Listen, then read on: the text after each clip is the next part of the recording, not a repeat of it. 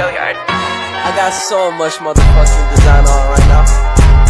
Break it down, bring it back, make it clap. I got 3 old thoughts, new block, where that day. Bitches on my line, and you know they come straight. Hold up, what it not, 45, scope it cash like whoa. How you fucking with these hoes up? Istilah dalam geometri, sebagaimana struktur matematika lainnya, geometri memiliki pedoman-pedoman atau aturan-aturan yang terangkum dalam istilah. Bagi siapapun yang ingin mempelajari geometri, sudah tentu harus memahami istilah-istilah tersebut adalah sebagai berikut. Yang pertama, unsur-unsur yang tidak didefinisikan adalah konsep yang mudah dipahami dan sulit dibuatkan definisinya seperti titik, garis, dan bidang. Apabila kita paksakan untuk membuat definisi unsur primitif tersebut, maka akan terjadi blunder. Misalnya kita akan membuat definisi untuk titik. Seperti titik adalah sesuatu yang menempati tempat, kemudian kita harus mendefinisikan lagi sesuatu yang menempati tempat itu apa. Misalnya nokta yang ada pada bidang, kemudian kita harus mendefinisikan tentang nokta itu apa dan seterusnya. Sehingga dalam definisi terdapat definisi dan begitu seterusnya. 2. Unsur-unsur yang didefinisikan adalah konsep yang mempunyai definisi atau batasan sehingga dengan definisi konsep-konsep tersebut menjadi jelas, tidak ambigu atau tidak bermakna ganda. Syarat sebuah definisi adalah harus singkat, padat, jelas, dan tidak mengandung pengertian ganda.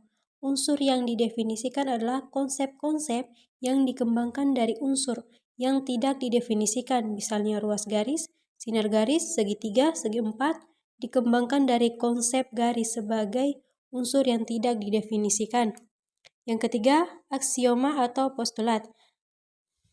Sangat erat kaitannya dengan penerimaan suatu anggapan tanpa menuntut adanya pembuktian. Aksioma atau postulat adalah anggapan dasar yang secara logika dapat diterima dan tidak harus dibuktikan kebenarannya. Yang keempat, teorema, dalil, dan rumus adalah bentuk kritis dari suatu anggapan yang menuntut adanya pembuktian kebenaran secara nyata.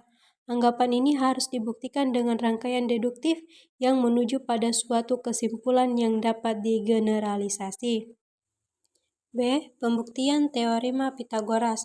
Apabila kita mengajukan pembuktian melalui menunjukkan atau memberi contoh dalam segitiga siku-siku dengan panjang sisi masing-masing 3 dan 4 satuan panjang, serta panjang sisi miringnya sama dengan 5 satuan panjang atau triple Pitagoras, sehingga diperlihatkan hubungan 3 pangkat 2 tambah 4 pangkat 2 sama dengan 5 pangkat 2. Ini bukan pembuktian, tetapi sekedar menunjukkan satu kasus. Teorema atau Pitagoras sejak ditemukan sampai sekarang telah dibuktikan lebih dari 200 cara.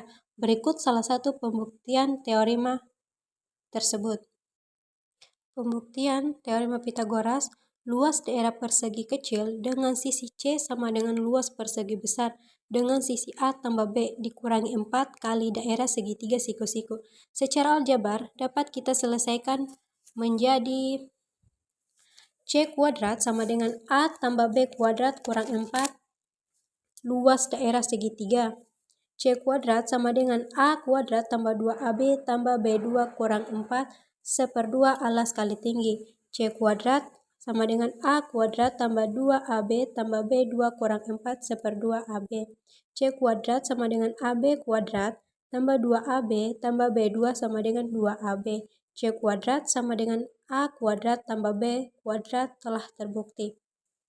Jadi, itulah pembuktian teorema Pitagoras. C. Titik, garis, dan bidang. Titik adalah bagian terkecil dari suatu objek yang menempati suatu tempat yang tidak memiliki panjang, lebar, dan tinggi. Titik adalah suatu ide atau bisa disebut abstrak. Titik dapat digambarkan sebagai naktoh. Titik diberi nama dengan satu huruf kapital, misalnya titik A, titik P, titik M. Seperti pada contoh yang di bawah itu ya teman-teman. Ada titik A, titik P, dan titik M. 2. Garis merupakan suatu himpunan titik-titik yang anggotanya terdiri dari lebih satu buah titik. dan titik-titik tersebut berderet ke dua arah yang berlawanan, hingga jauh tidak terhingga. Garis hanya memiliki ukuran yang panjang, berbeda dengan titik yang diberikan nama menggunakan satu buah dari huruf kapital. Garis diberi nama dengan menggunakan sebuah huruf kecil seperti G, H, K, dan juga seterusnya. Ataupun dua buah huruf kapital misalnya AB, AC, BC, dan juga seterusnya. Pada gambar di bawah itu ya teman-teman bisa diperhatikan. Bisa diperhatikan garis tersebut. Garis tersebut disebut garis AB atau garis BA. Garis tersebut juga dapat ditulis dengan lambang AB atau BA. 3. Bidang datar dapat didefinisikan sebagai suatu daerah berupa kurva yang dibatasi oleh ruas garis. Sebuah bidang dapat diberi nama dengan satu huruf Yunani ya, atau dengan huruf-huruf kapital sesuai dengan nama-nama titik-titik sudut bidang itu, misalnya bidang A, B, C. Seperti pada gambar yang di bawah itu teman-teman bisa diperhatikan. D. Kedudukan titik pada garis. Titik terletak pada garis, misalnya titik P terletak pada garis N.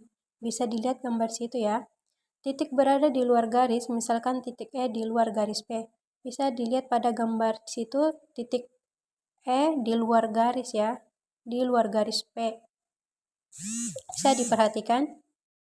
E. Kedudukan garis dengan garis. 1. Dua buah garis sejajar dinyatakan sejajar apabila dua garis yang berada dalam satu bidang tidak memiliki titik persekutuannya, misalnya garis G dan H. Bisa diperhatikan pada gambar tersebut. 2.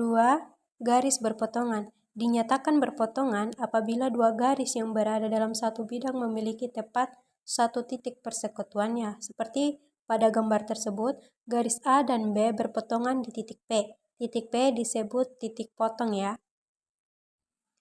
3. Dua garis berimpit. Pada dua garis yang berimpit, semua titik pada masing-masing garis itu merupakan titik persekutuan dari kedua garis tersebut. Bisa diperhatikan pada gambar tersebut ya. Dua garis berimpit.